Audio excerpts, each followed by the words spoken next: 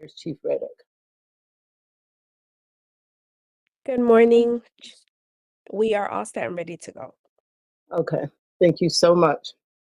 Good morning, everyone. We'll go ahead and get started with our Public Safety Committee meeting. This committee meeting will be available for live viewing on the WHCI YouTube channel. This is a virtual meeting, and today is Wednesday, November 13th, and the time is 8:01 a.m. I'll call the meeting to order and acknowledge all those who are on the virtual screen. We have Councilor McGinnis, who's our vice chair. We have Councilor Cortez, Town Manager Rick Ledwith. We have our two chiefs, Chief Riddick and Chief Priest. And we have Assistant Chiefs Tara Rickabon, and we also have Assistant Fire Chief James Silver. I also saw Assistant Fire Chief Fire Marshal Grimaldi.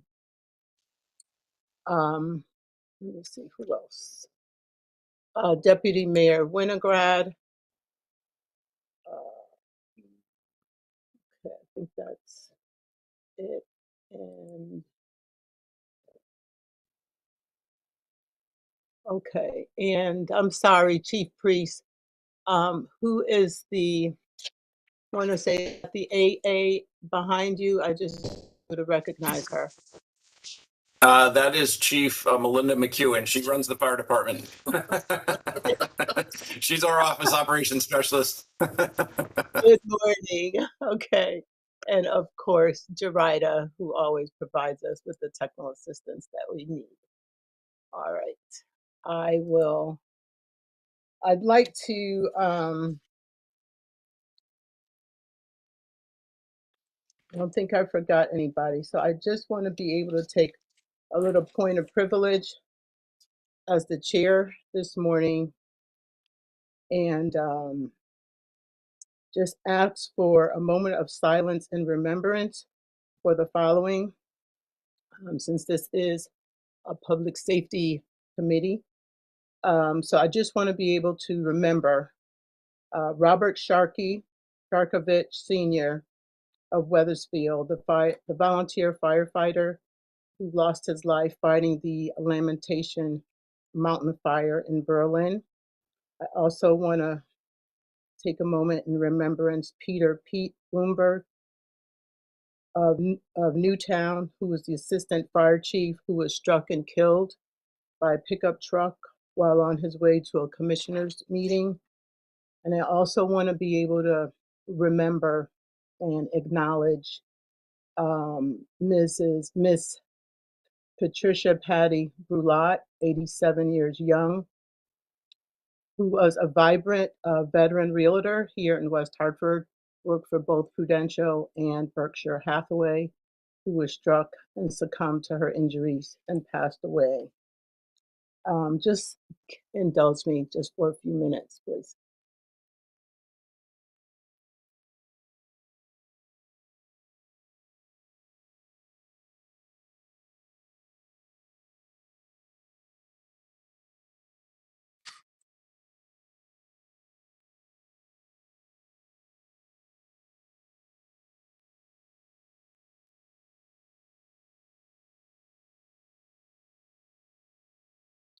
Thank you. I also do want to acknowledge all of the firefighters from around the region who is providing assistance for that Lamentation Mountain Fire. That's for me, and I'm sure for all of you, that's very important. And for our viewing audience, how our fire services, public safety in combination work together to provide assistance and relief to our brothers and sisters who are making our community safe and trying to control that fire. And I do understand that right now it is under control, but with the weather that we're having, we are seeing a lot of these fires pop up around our state. The other thing that I want to take a point of privilege of doing is congratulating the newest class of officers that were sworn in last month. I was so pleased, honored to see the diversity of this particular class, the diversity in terms of the ethnicity, the experience, and the gender. I think it was an awesome job by the PD and the selection process. And I just really wanted to shout that out to you all and give you all the kudos. And also a special shout out to Sergeant Joseph Hopkins for overseeing the event as Masters of Ceremonies.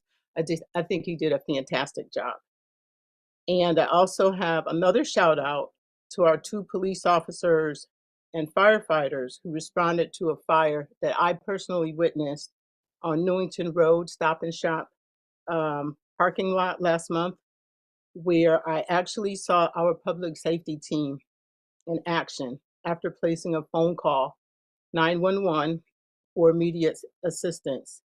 Um, where moments before the call was made, a young woman and her baby was in this car, and she was able to get herself and her infant child out of the car quickly and get to a safe place. So I just really wanted to thank you all for your heroic service and all the work that you do. And also, I wanted to add one final thing is the excellent security coverage that you provided on Election Day. So just thank you, thank you, thank you.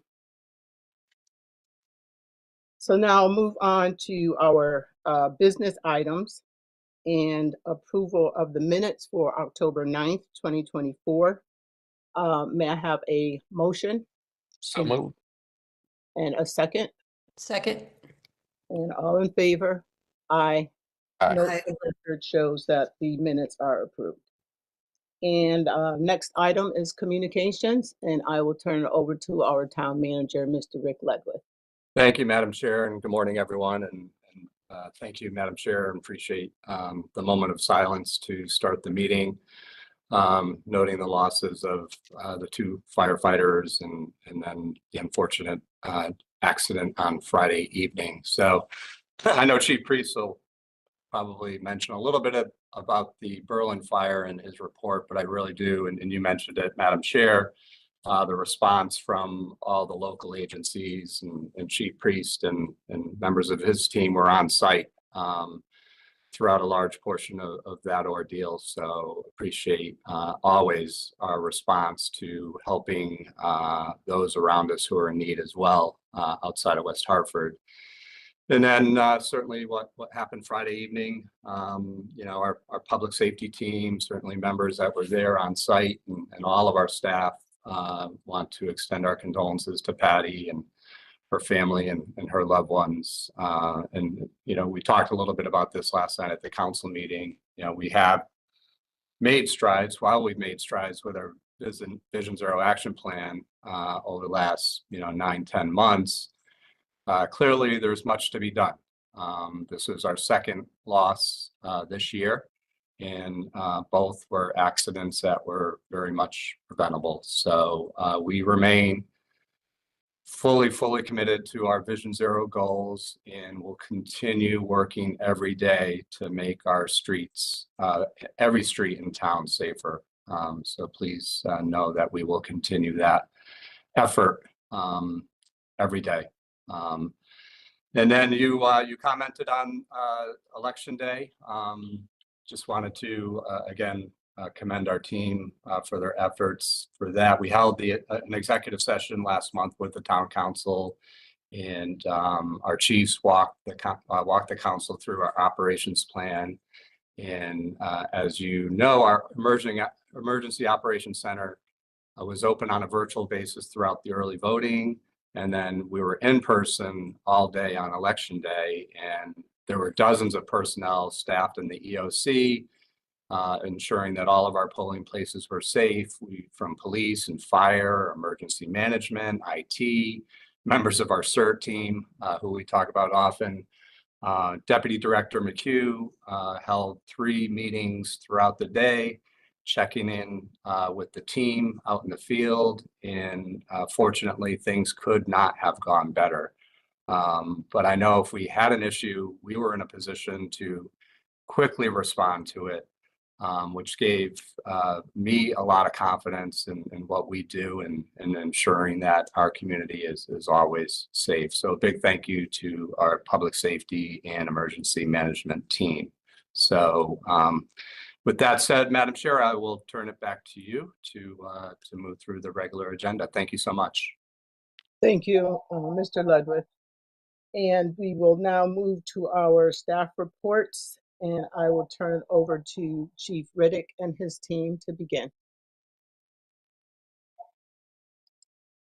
All right, good morning. You threw me a curveball. Normally I follow the great Greg Priest, but I can adapt and improvise. Good morning.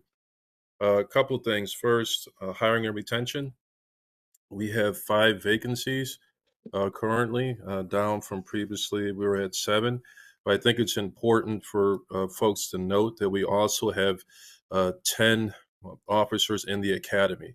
As far as actual vacancies on paper, it seems like 5, or as far as operationally, it's actually 15.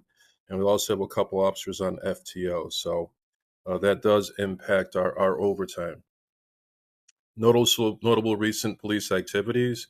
In October of 2023, we had 228 motor vehicle accidents and 445 motor vehicle stops. In October of 2024, there were 221 motor vehicle accidents and 502 motor vehicle stops. From January 1 through October 31st of 2023, we had 6,281 motor vehicle stops. And for that same period this year in 2024, there were 7,055 motor vehicle stops. So again, excellent work done by our police officers. We continue to increase our motor vehicle enforcement, our traffic enforcement, and most importantly, why we are doing this is public safety. The detective division, if you recall, back on October 12th, we had a shots fired incident that occurred on LaSalle, at Farmington LaSalle Road. Again, we had an officer deployed in the area on patrol who actually heard the shots, went across the street, and with some good police work and assistance, we were able to make an arrest of the shooter.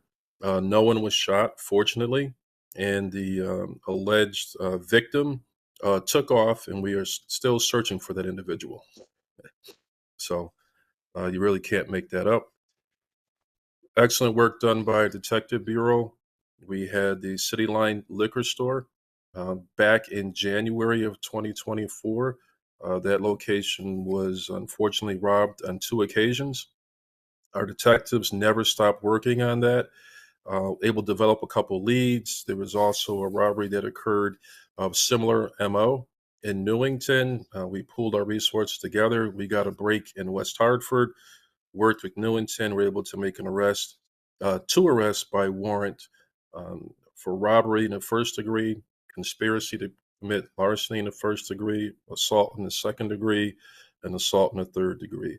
Really, really good work by our detectives, going above and beyond what's necessary and utilizing old school policing with newfound technology. A couple other notable incidents that you will see. Again, these are all included on the report. The officer had a flock hit, or our flock cameras, which led to an arrest for a stolen motor vehicle, and the individual had narcotics and controlled substance. So larceny of a motor vehicle and larceny third, drug paraphernalia, possession of controlled substance, and held with a $20,000 bond. The second individual was arrested for interfering with the police officer, larceny of a motor vehicle, and possession of drug paraphernalia, also held for $20,000 bond. I have several other things to mention here, but the list is very, very long. So I would encourage you just to read the report. This is all has been submitted. Just a snapshot of the excellent work that we've been doing. But I'd also, Madam Chair, you had mentioned, paying homage to those who have lost their lives. I also would like to acknowledge the Windsor police officer who lost his life over the weekend.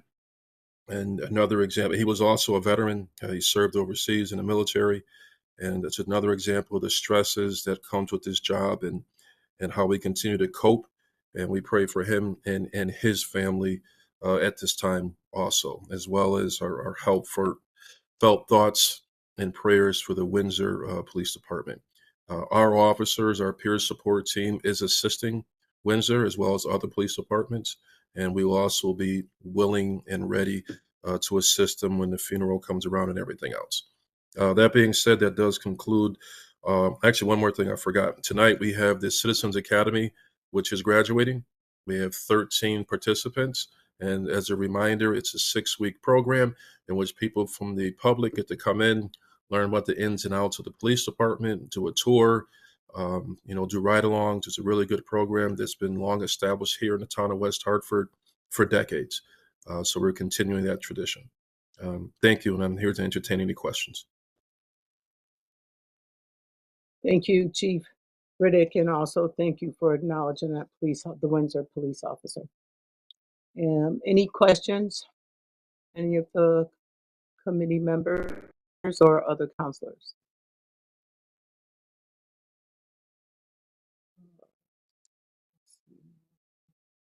And I see now that Mayor Cantor has joined us as well. Okay. All right, so if there aren't any questions, then we'll move to Chief Priest and his team for our next report on our agenda.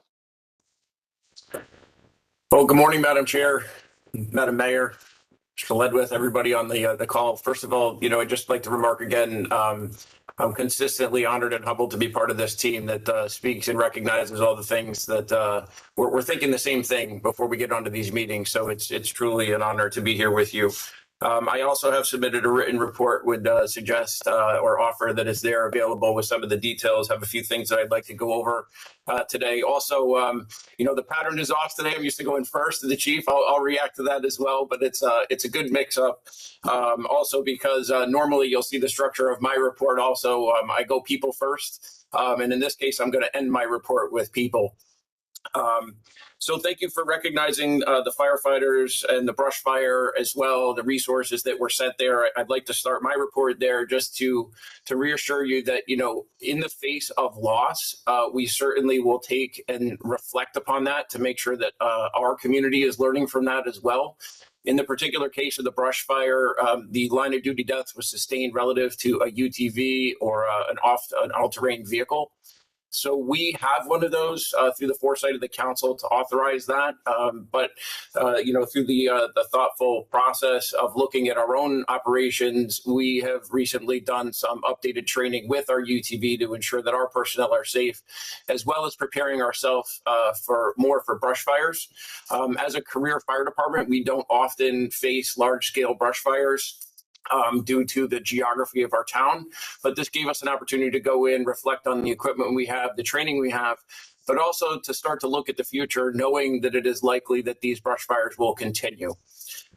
So I'd like to stay right there on brush fires for just a minute. Which is to really make sure that we're getting out the community messaging that this fire danger is real. As we were sitting here, I just got another text message. We were into another red flag day. To the town manager's comments, I was honored to spend a few days, not the bulk of it, but a few days down there, which was a long time, in their incident command structure. And I had a conversation with Commissioner Dykes from DEEP, just in a kind of a passing conversation. And she was asking some of the command structure, like, well, what do we, what's our messaging? What do we need to do? And I, really kind of my response to her is I said, we're inundated sometimes with public safety, kind of reminders, wear your seatbelt, don't speed, right? And they tend to kind of just pass through us. We understand it. We know it. But in this particular case, the brush fire danger in Connecticut right now is very real. And I would encourage people to be very conscientious about what it is they're doing. A leaf blower can start something on fire. Really being mindful of that because the conditions can cause this fire to spread so much. We've been lucky. We have had brush fires in the town of West Hartford. One of them did extend up into a structure, but we were able to get it out very quickly. And knock on wood, we have not had any large brush fires to date. But I do believe that we're prepared for it and we understand the resources that are available to us should we have a brush fire there. While staying on the concept of public messaging, just wanted to talk briefly about a recent structure fire on North Quaker Lane. We certainly were responded to a call where somebody had actually jumped out of a window to escape the fire that had started in a basement. I wanted to extend a kudos to our crew for what we call a very good stop, and then also to our medics that attended to the patient before they were transported to the hospital. The public safety message, or the outreach in there is that functioning smoke detectors were critical in that fire. It alerted the occupants to have them get out of the house ahead of time, and I would credit functioning smoke detectors for the positive outcome of that as well. I'd also like to give a little shout out to our fire marshal and our community support officer. A few years ago, in partnership with our operations division, we started a program called the Post-Incident Neighborhood Outreach, which is where we go into the community after a fire to reassure them. We go right into that particular neighborhood where we're issuing smoke detectors and trying to engage people in fire safety discussions. So that's unique to West Hartford, and I'm very proud of the people who put that idea together, and we were out there last night. I don't have the stats on it right now, but we usually do track how many people we engage with and how many detectors. So thanks again to those. We've been working with the police department at the recent motor vehicle accidents, providing patient care. Also on our election preparedness, certainly I think we were very blessed, but prepared for any election incidents. And again, really kudos to Chief Riddick and his folks for their preparedness. They had a ton behind the scenes for that. It was a pleasure to work with them, and I know he enjoyed having to work with me in the EOC. Look at that smile right there. You gotta love it. But I appreciate his patience. We're a forward-leaning community, and I do think that a holistic plan was the right approach, and we'll certainly be able to roll that again for others. As I look into what's coming up over the next month or so, certainly we had the 22nd anniversary of Pat Brooks, was a firefighter who died inside of one of our fire stations on November 12th. We're on the 22nd anniversary, as I said. This weekend, we will have a memorial at Station 2 at 8:30 in the morning. At the request of the family, and it's a fantastic idea, it has been changed. The format is no longer going to be like a ceremony type. It's going to be a breakfast, a sit down, enjoying the fraternity of the fire service and remembering those who came before us. And I think that that's going to be a great event. I'm looking forward to it. And it also highlights something, too, because a recent statutory change in October went forward, which allows the police chief and the fire chief to make a determination of line of duty, which is something that wasn't in place at the time that Pat died. And I think that may have had it would have been a more positive experience for the family for us to be able to recognize that ceremonially as a line of duty death. So I'm appreciative to be able to report on that. Our training tower is demolished. We are still working on the plans for a new one. The tower and facilities continue to be a concern of mine. We're certainly working on our budget and look forward to discussing those needs with the council during the budget process. We'll probably also be approaching the council, too, about some administrative changes to the Office of Emergency Management. We have some old charter language that refers to the Civil Defense Director. That just needs to be updated with some current language. In addition, we'll be updating some of our job descriptions and roles so that we have a hierarchy and a mobility inside of our Office of Emergency Management. And one particular thing we'd address with the council is one of the positions was set by resolution, which also set the wage scale. So we'll be approaching to try and take and put that position into the part-time staff wage scales so that they then will increase over time with the rest of the non-union wage scales. So I'll be working with the town manager over the next month to present the resolution to the Public Safety Committee, but just giving you some foreshadowing. Honored to be at Veterans Day with Assistant Chief Silver and our Honor Guard and our public safety partners. Just wanted to give a shout out to all of our men and women who have served in the armed forces. That was a great event to be at. Honored to be able to tell you we have hired a new fire inspector. There was a tremendous amount of interest in this position. Very happy to report that we've hired Adam Pillsbury, who has an extensive amount of experience in the fire investigation and fire inspection world. He's retired from the Connecticut State Police, currently working in the town of South Windsor as a fire inspector. He will be starting on December 30th. I know that's a welcome addition to the fire marshal's office. So as I said before, I'm a pretty pattern guy. I do my people first mentality, and I structure my reports with my recognition up front. But when I was preparing my reports this morning, I felt a little extra passionate, if not almost emotional. And so I'm concluding my report with my section of recognition with that. So, I can tell right now the chief critic is probably like, uh-oh, this report's not over, or where are we going with this? But I hope you're just going to be patient with me for 1 second, which is maybe because we're closing in on Thanksgiving, probably more so, I celebrated my 6th anniversary as the fire chief this last Saturday. And, for a mix of personal and professional reasons, thank you very much. I appreciate that. And the chief knows this as well. For a mix of, this is what I love about this team. No, for a mix of personal and professional reasons, being the chief for 6 years is a pretty significant tenure.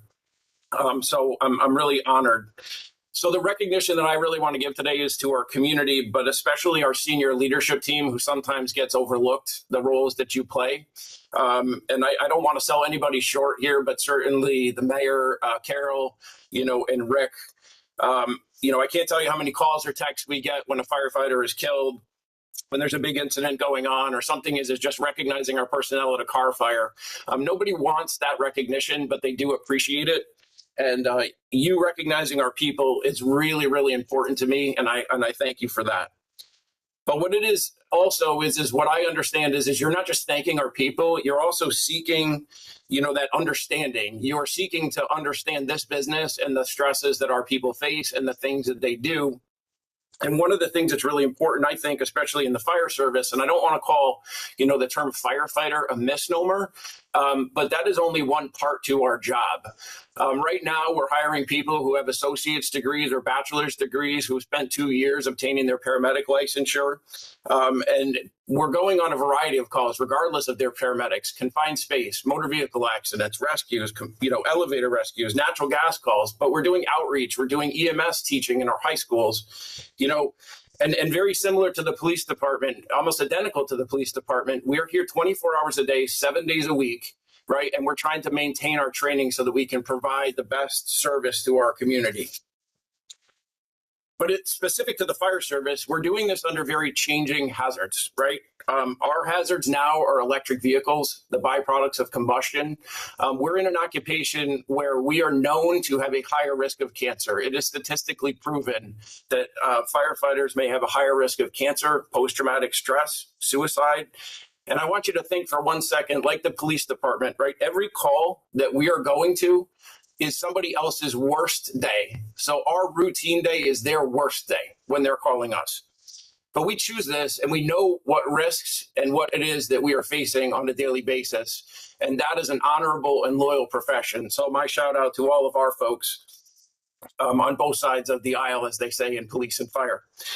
So while I think it's impossible for a town leadership to give everything, what I appreciate most is that we feel listened to. The chief and I chuckle sometimes. I don't want to give all of our wingman secrets, right? But we come off public safety committee meetings sometimes, and we're like, man, like, when is this going to end? Like, when is it going to be really hard for us when we're not being listened to or when we're not feeling supported? But I think what you're watching in this community is a trajectory of really growing and supporting our fire, our emergency management, our fire marshals, and our police department. And that is really humbling. We're making strides in compensation, working conditions, facilities, and I'm really honored for that type of support. It's important. It really, truly is to these people who are out in your fire stations and in your police cars every day. So I think the senior leadership team really needs to be commended for this. Our community truly has defined itself by its pride and its respect for the emergency responders. I'm humbled to be in this community, and my ability to lead is first and foremost due to the members who allow me to lead them, that are out in the fire stations every day, who may not understand what happens in headquarters, but know that there's somebody down there who's advocating for them, even though I can't do everything. So without them, really, I'm nothing. That is my job, to be there for them. And sitting at the pile is, really difficult to please everyone at times. The chief knows this just as well as I do. But I hope and I feel like I'm respected by my members and the community, and that is an incredible feeling, and I'm glad to be here for that. So right behind my members, certainly as our senior leadership team and our community at large, I called out the mayor, Carol, Rick, the chief. You know, I'm certainly far from perfect. I'm quite long-winded and passionate sometimes. Rick and Vern know this often, but I'm really honored to serve you. I'm honored to serve this community that really, you know, as I said before, it defines itself by its equal and continuous respect for all of its responders and the staff across the various disciplines. So with that, I made it through without getting overly emotional. And thank you. I appreciate your time and letting me go on a little bit longer than I normally would. Thank you, Chief Priest. That was beautiful. That was a beautiful summation. And I'm telling you that I got a little emotional. So I'm going to collect myself and ask the committee members if they have any questions for Chief Priest or any comments. And I forgot to ask that as well for Chief Riddick. Yeah, I echo, and I will say in a much more succinct manner than my colleague. Um, the- One thing, and Rick, the town manager at the time, was the HR director when I started here in May of 2018, and he was on one of my oral boards. And what I said then is the same thing that I'm saying now, but now I have more anecdotal and statistical data to back it up. That West Hartford is a special place. And what I said during my interview was I hope that the directors and the employees here realize that, because once you're in a place, sometimes you don't understand how special it is because it just becomes your normal day. And I can say that my affinity for West Hartford, the leadership, the citizens, co-workers has increased immensely. We can all take shots and joke around, but I've told this to the mayor and the town manager privately, at ceremonies and everything else. Madam Chair, you as well. The value of a thank you, the value of an appreciation, you can't put a dollar amount on that. And you know, our most of our new hires, the last 10 or 12 have come from other officers saying, "Come work here." Our town supports our police department. Our town supports public safety. And as I've said to the mayor and the town manager, and I'll say again publicly, as a leader in this town and being the police chief, to be hired to do a job and be allowed the freedom to do the job, there's can't put a price tag on that. Doesn't mean you run wild, but it shows respect and it shows an appreciation for what you can do. And by no shape or form does that mean that we're not held accountable. No, you guys hold us accountable. There's no ifs, ands, or buts about that. But to be allowed to do your job is huge. So I'm indebted, and I am very, very thankful for this job. People think I'm being, it's hyperbole when I say that. Well, you came from Waterbury, it was a big city. I'm thankful to be hired by West Hartford. And I thank the Lord frequently for this opportunity and to work where I work and to be surrounded with such a great support system. So I echo everything the chief said and just thank you. Appreciate it. Thank you, Chief Riddick, for those words as well. So I didn't see anyone in terms of any questions for Chief Priest. Mayor, did you have any questions or comments? I don't have a question, but I do just want to say that you both have choked me up, and I want to just reiterate the amount of respect that we have for you. And when you came on board, both of you have made our community better, and we are. And I really, really appreciate that feedback and comments. I think I know you know how much we appreciate you. But we have the utmost respect for your leadership and the way you have led your departments, the recruitment you've done. We're better. We're better from when you came. So I just really want to thank you. Thank you, Mayor. Deputy Mayor, did you have anything that you wanted to offer? Okay. I want to just, Thank you. you're welcome, go back to Chief Priest, because it's funny when you started off with your report talking about our recent experience with these brush fires, our weather, the dryness, and the impact that it has on fire services. And personally, I was wondering about the ATV vehicles as well. I know it does a lot of different things, but in terms of um, brush fires on mountains, I think about, California where I used to live. And like you said, it's unusual for our part. But then again, everything has been unusual over the past few years in terms of weather conditions and what we've been experiencing.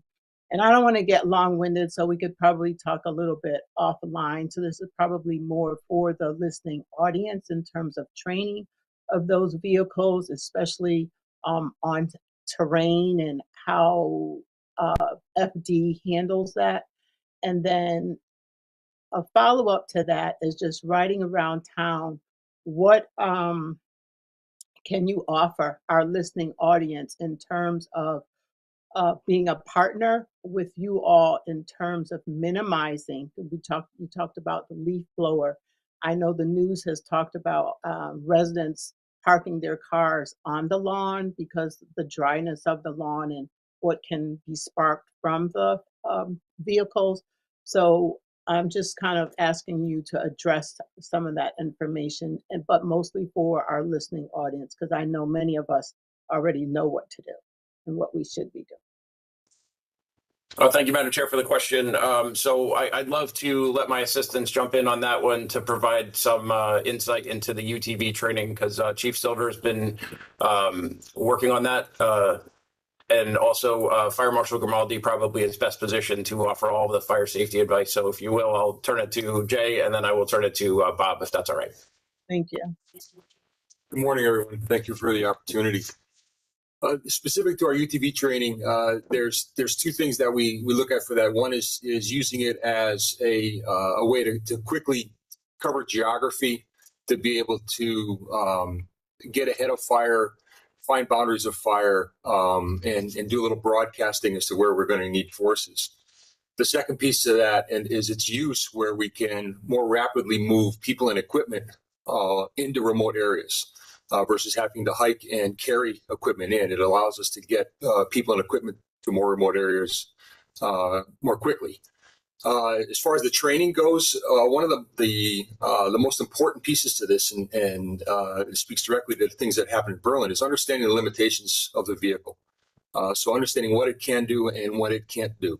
It has very specific purposes. We do not have a fire pump on our UTV, which adds a dynamic that the vehicle was not originally truly designed for. It has the capabilities, but not designed for us to work in awkward terrain with shifting dynamics of the vehicle. So the biggest thing is awareness for our people, the users, to understand what they can and shouldn't do with that vehicle, how to operate it safely, and be able to use it as a tool for us to be aggressive with locating the edges of fire, understanding its path, clearing its path, as well as moving equipment from point A to point B. Thanks, Jay. Bob Yohan, can you pick up the call about what we can do in terms of engaging with the residents over fire safety related to the brush fires? Sure, absolutely. Thank you.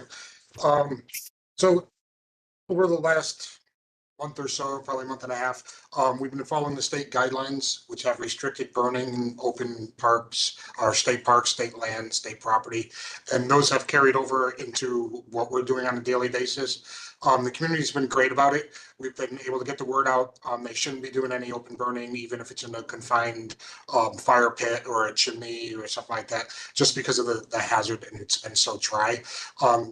Most of the people have been very understanding. Again, the community, we get great support from them. They help us they make our job easier, right? Because we're able to explain things to them, and they're very accepting of our explanations. The line members have been great at this as well. If they're going out to an unauthorized burning where they get a complaint about somebody is doing an open burn, they'll go out there and they'll explain to the people why they shouldn't be doing that, and they'll help them to extinguish that fire. And again, the community's been very understanding about that. One thing we did look at though, my team and I, this town of West Hartford does not have an open burning policy, and that's something we'd like to work on and maybe present to the council in the near future, just for occasions like this, where a state mandate, they can't dictate to the to the municipalities what they can do unless there's, I think it has to come through the governor. But if we have a policy in place that we can enforce, I think it would be beneficial for all of us. So that's something my team and I are going to start working on. We're grabbing things from different communities to see what their open burn policies are and see if we can hone it down, probably with the help of Corp Council, to get something that we can put in place as an ordinance.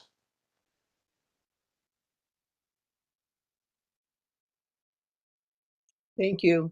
And then my other question was in terms of vehicles parking on the lawns before, well, I know what happened occasionally before, but now the concern is kind of increased because of the dryness of the lawns. Any suggestions or recommendations for our listening audience, perhaps neighbors, if they see a neighbor or someone else parking on their lawn, especially at this time? Sure, I mean, absolutely, you're correct. Just parking on the side of the road where there could be a lot of leaves in the gutters. Catalytic converters on cars are underneath the cars and they get extremely hot. And that's where a lot of the fires will start from, like debris under the cars, something like that. And because everything's so dry, it's all, it doesn't take much to get to a point of ignition.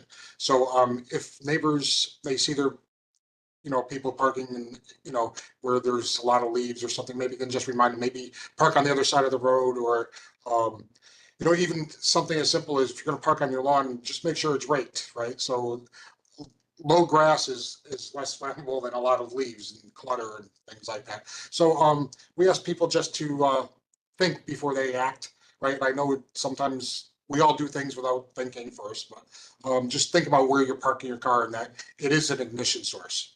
So that we talk to people about that a little bit.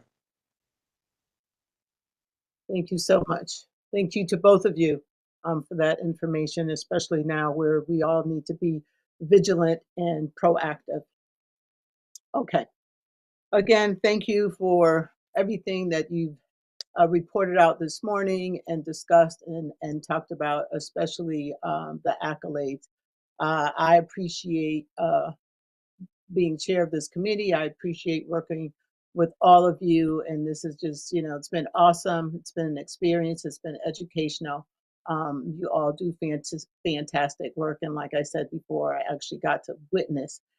We talk about the training. We talk about all the certifications and all the things that are required of you. But to actually see you all in action, like under 2 minutes, it was like awesome.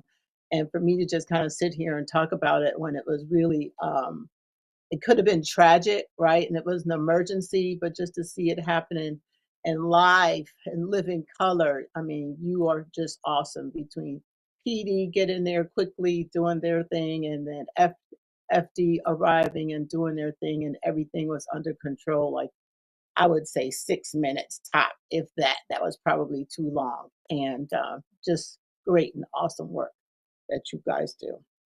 All right, so moving on, are there any future agenda items? I know Counselor Cortez had to leave a little earlier. Do we have anything? If not, we can move directly to adjournment, and I'll ask for a motion, and that would be from you, Counselor McGinnis, to adjourn the meeting. So moved. All right, and all in favor? Aye, and now we adjourned at 8:44 a.m. I'll give you back some time. Have a wonderful day, and again, stay safe. Watch each other's back out there. Thank you, everybody. Have a good day, everyone. Take care.